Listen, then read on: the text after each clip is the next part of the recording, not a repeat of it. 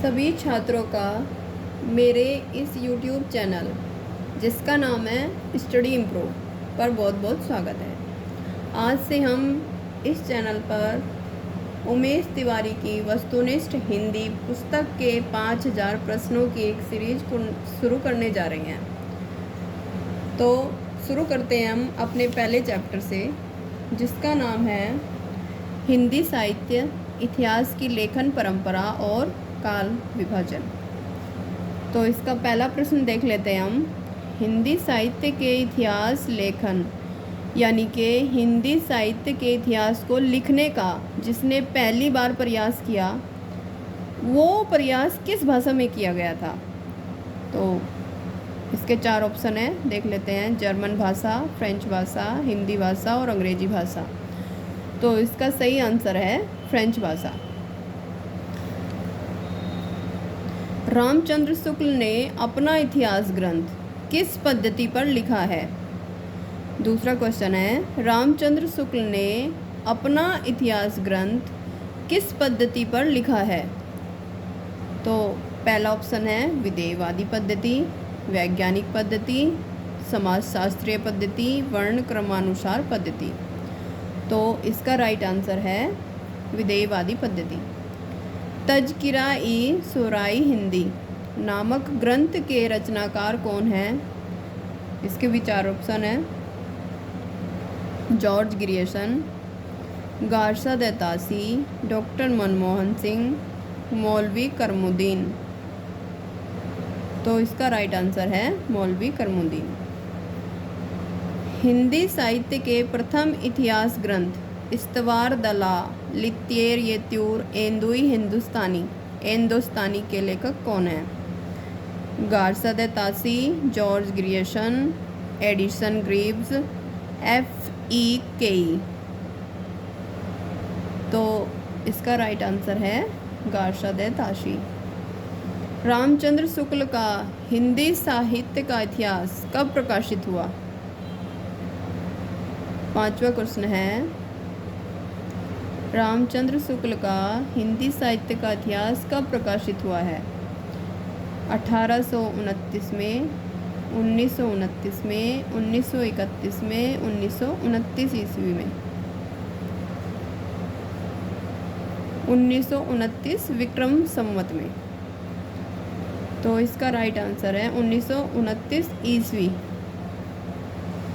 मिस्र बंधुओं ने मिस्र बंधु विनोद ग्रंथ में कितने कवियों का विवरण दिया है? 6वां क्वेश्चन है, मिस्र बंधुओं ने मिस्र बंधु विनोद ग्रंथ में कितने कवियों का विवरण दिया है? पहला ऑप्शन 4500, दूसरा 4000, तीसरा ऑप्शन 1000 और चौथा ऑप्शन है 5000। तो इसका सही उत्तर है लगभग 5000। जनता की, अभी 7वां प्रश्न है, जनता की चित्तवृत्ति का संचित प्रतिबिंब साहित्य है। जनता की चित्तवृत्ति का संचित प्रतिबिंब साहित्य है। यह पंक्ति किसकी है? आचार्य रामचंद्र शुक्ल की, हजारी प्रसाद द्विवेदी की, बालकृष्ण भट्ट की और भारतेंदु हरिश्चंद्र की। तो इसका सही उत्तर है आचार्य रामचंद्र शुक्ल। हिंदी साहित्य का 8वां प्रश्न देख लेते हैं हम। हिंदी साहित्य का आलोचनात्मक इतिहास के लेखक कौन है? नलिन विलोचन शर्मा, रमाशंकर शुक्ल, रामकुमार वर्मा और रामविलास वर्मा। हिंदी साहित्य का आलोचनात्मक इतिहास के लेखक हैं नलिन विलोचन शर्मा, रमाशंकर शुक्ल, रामकुमार वर्मा और रामविलास शर्मा। तो इसका सही उत्तर है रामकुमार वर्मा। आचार्य रामचंद्र शुक्ल ने आदिकाल या वीरगाथा काल की अवधि क्या मानी है? 9वां प्रश्न देख लेते हैं। आचार्य रामचंद्र शुक्ल ने आदिकाल या वीरगाथा काल की अवधि क्या मानी है? सन 1000 से 1400 ईस्वी, संवत 1050 से 1375 विक्रम संवत, संवत 750 से 1350 विक्रम संवत, संवत 1000 से 1375 विक्रम संवत। तो इसका सही उत्तर है 1050 से 1375। 10वां प्रश्न, साहित्य इतिहास लेखन के समय जब साहित्य का इतिहास लिखा गया तो उसका जो समय था साहित्य के अंतर्गत सम्मिलित किया जाना चाहिए। साहित्य इतिहास लेखन के समय साहित्य के अंतर्गत सम्मिलित किया जाना चाहिए क्या? ऑप्शन देख लेते हैं। धार्मिक साहित्य, रस साहित्य और ज्ञानात्मक साहित्य, लोक साहित्य, आध्यात्मिक साहित्य। तो इसका सही उत्तर है कि रस साहित्य और ज्ञानात्मक साहित्य को साहित्य के अंतर्गत सम्मिलित किया जाना चाहिए। हिंदी साहित्य के वृद्ध इतिहास लेखन में अग्रणी संस्था कौन है? 11वां प्रश्न, हिंदी साहित्य के वृद्ध इतिहास लेखन में अग्रणी संस्था कौन है? हिंदी साहित्य सम्मेलन Prayag, Nagari Pracharini Sabha Kashi, Asiatic society of Bengal, Kendriya Hindi निदेशालय। तो इसका सही उत्तर है Nagari Pracharini Sabha Kashi. The modern vernacular literature of Hindustan नामक इतिहास ग्रंथ के लेखक कौन है? The modern vernacular literature of Hindustan नामक इतिहास ग्रंथ के लेखक कौन हैं? Garcin de Tassy, George Grierson, FEKE, Nalini Mohan Sanyal. तो इसका उत्तर है जॉर्ज ग्रियर्सन। 13वां प्रश्न, सच्चे अर्थों में हिंदी का पहला इतिहास ग्रंथ कौन सा है? सच्चे अर्थों में हिंदी का पहला इतिहास ग्रंथ कौन सा है? मिस्र बंधु विनोद, हिंदी साहित्य का इतिहास शुक्लकृत, the modern vernacular literature of Hindustan और भक्तमाल। तो इसका सही उत्तर है कि जो पहली बार हिंदी साहित्य का इतिहास जो पहली बार जो ग्रंथ लिखा गया, हिंदी का जो पहला इतिहास ग्रंथ लिखा गया वो है द मॉडर्न वर्नाकुलर। मैं इस्लाम के महत्व को भूल नहीं रहा हूँ, लेकिन जोर देकर कहना चाहता हूँ कि अगर इस्लाम न आया होता तो भी इस साहित्य भक्तिकालीन साहित्य का बाहर आना वैसा ही होता जैसा आज है। यह पंक्ति किस विद्वान की है? आचार्य हरजाजी प्रसाद द्विवेदी, रामचंद्र शुक्ल, नलिन विनोचन शर्मा, विश्वनाथ प्रसाद मिश्र। तो इसका सही उत्तर है आचार्य Hazari Prasad Dwivedi.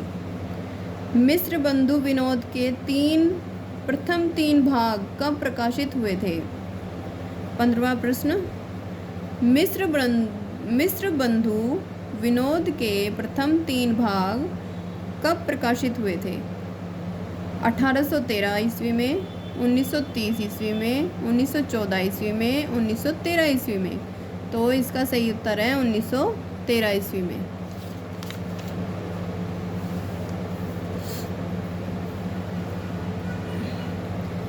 Sketch of Hindi literature के लेखक कौन हैं?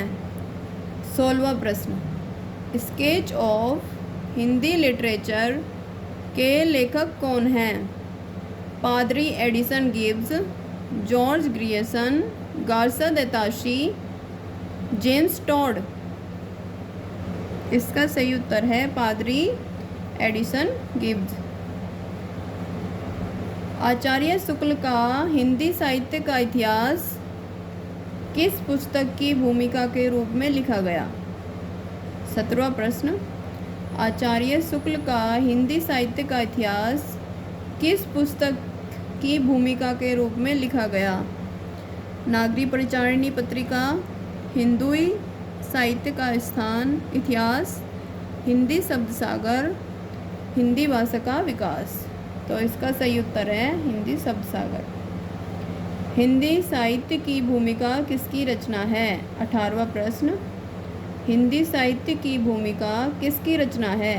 हजारी प्रसाद द्विवेदी, डॉक्टर नगेंद्र, रामकुमार वर्मा, नंद दुलारे वाजपेयी। इसका सही उत्तर है हजारी प्रसाद द्विवेदी। 19वां प्रश्न, हिंदी साहित्य का संक्षिप्त इतिहास के लेखक कौन है? हिंदी साहित्य का संक्षिप्त इतिहास के लेखक कौन है? विश्वनाथ त्रिपाठी, रामचंद्र शुक्ल, हजारी प्रसाद द्विवेदी, रामस्वरूप चतुर्वेदी। इसका सही उत्तर है विश्वनाथ त्रिपाठी। हिंदी साहित्य का दूसरा इतिहास किसकी कृति है? हिंदी साहित्य का दूसरा इतिहास किसकी कृति है? हजारी प्रसाद द्विवेदी, बच्चन सिंह, रामचंद्र शुक्ल, महावीर प्रसाद द्विवेदी। इसका सही उत्तर है बच्चन सिंह। 21वां प्रश्न, रचनाओं को रचनाकार के साथ सुमेलित कीजिए। रचनाओं को रचनाकार के साथ सुमेलित कीजिए। हिंदी साहित्य का अतीत, हिंदी काव्यधारा, हिंदी साहित्य की कहानी, आधुनिक साहित्य। 4 ऑप्शन दिए हैं। तो हिंदी साहित्य का अतीत किसने लिखा है? विश्वनाथ प्रसाद मिश्र ने, जो कि मैंने अभी भी आपको बताया है।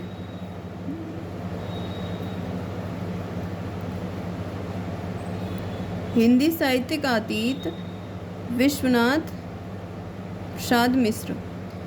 हिंदी काव्यधारा राहुल शाकृत्यानन। हिंदी साहित्य की कहानी प्रभाकर माचवे। और आधुनिक साहित्य नंद दुलारे वाजपेयी। तो हम देख लेते हैं कौन सा सही आंसर है। 2, 3, 4, 1, ये हमारा तीसरा जो ऑप्शन है ये सही है। हिंदी साहित्य के इतिहास लेखकों में काल क्रमानुसार कवियों का वर्गीकरण सर्वप्रथम किसने किया? 22वां प्रश्न, हिंदी साहित्य के इतिहास लेखक में काल क्रमानुसार जो कालों के अनुसार जो कवियों का विवरण दिया गया है, वर्गीकरण किया गया है, वो सर्वप्रथम पहली बार किसने किया? George Grierson, Garcin de Tassy, Shiv Singh Sengar और आचार्य शुक्ल। इसका सही उत्तर है जॉर्ज ग्रियर्सन। आचार्य शुक्ल ने हिंदी साहित्य का इतिहास के अंतर्गत शिव सिंह सेंगर,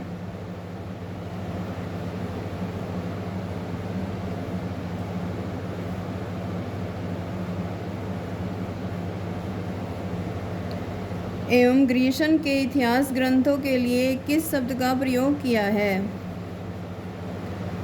आचार्य शुक्ल ने हिंदी साहित्य का इतिहास के अंतर्गत शिव सिंह सेंगर एवं ग्रियर्सन के इतिहास ग्रंथों के लिए किस शब्द का प्रयोग किया है?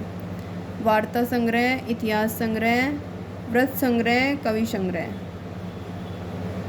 इसका सही उत्तर है व्रत संग्रह। हिंदी का 24वां प्रश्न, हिंदी का संत काव्य पूर्ववर्ती सिद्धों एवं नाथ पंथियों के साहित्य का सहज विकसित रूप किस विद्वान ने माना है? हिंदी का संत काव्य पूर्ववर्ती सिद्धों एवं नाथ पंथियों के साहित्य का सहज विकसित रूप किस विद्वान ने माना है? आचार्य रामचंद्र शुक्ल, आचार्य नंद दुलारे वाजपेयी, जॉर्ज ग्रियर्सन, हजारी प्रसाद द्विवेदी। इसका सही उत्तर है हजारी प्रसाद द्विवेदी। हजारी प्रसाद द्विवेदी को हिंदी साहित्य के प्रथम उत्थान को हजारी प्रसाद द्विवेदी को हिंदी साहित्य के प्रथम उत्थान को आदिकाल नाम देने की प्रेरणा किससे प्राप्त हुई? आचार्य शुक्ल, जॉर्ज ग्रियर्सन, मिश्र बंधुओं और स्वयं से। इसका सही उत्तर है मिश्र बंधुओं से। आचार्य रामचंद्र शुक्ल के इतिहास ग्रंथों में सर्वाधिक विवादास्पद कालखंड किसका रहा है? आचार्य रामचंद्र शुक्ल के इतिहास ग्रंथों में सर्वाधिक विवादास्पद कालखंड किसका रहा है? भक्तिकाल, गद्यकाल, आदिकाल, रीतिकाल। तो आदिकाल ही एक ऐसा काल है जो सबसे ज़्यादा विवादास्पद है। सबके जो हमारे जो रचनाकार हैं सबके अलग अलग मत है आदिकाल को लेकर। रामकुमार वर्मा 27वां प्रश्न। रामकुमार वर्मा ने अपने आलोचनात्मक इतिहास में किस कालखंड का विवेचन प्रस्तुत किया है? रामकुमार वर्मा ने अपने आलोचनात्मक इतिहास में किस कालखंड का विवेचन प्रस्तुत किया है? आदिकाल, भक्तिकाल, रीतिकाल, गद्यकाल। भक्तिकाल का। एशियाटिक सोसाइटी ऑफ बंगाल पत्रिका के विशेषांक के रूप में किस ग्रंथ की? एशियाटिक सोसाइटी ऑफ बंगाल पत्रिका के विशेषांक के रूप में किस ग्रंथ की रचना हुई थी? हिंदी साहित्य का इतिहास, Mishra Bandhu Vinod, the modern vernacular literature of Hindustan और तांसी का इतिहास। The modern vernacular literature. उत्तर अपभ्रंश को पुरानी हिंदी की संज्ञा किसने दी है?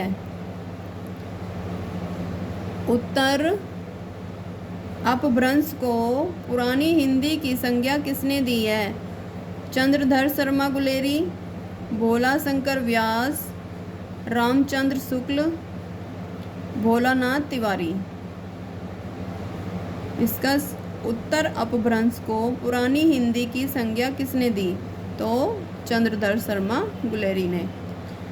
जैन कवि पुष्पदंत पूर्व में किस संप्रदाय के अनुयायी थे? जैन कवि पुष्पदंत पूर्व में किस संप्रदाय के अनुयायी थे? वैष्णव, श्री संप्रदाय, शाक्त और वल्लभ संप्रदाय। तो पूर्व में ये शाक्त संप्रदाय के अनुयायी थे। तो मिलते हैं हम नेक्स्ट वीडियो में। नमस्कार।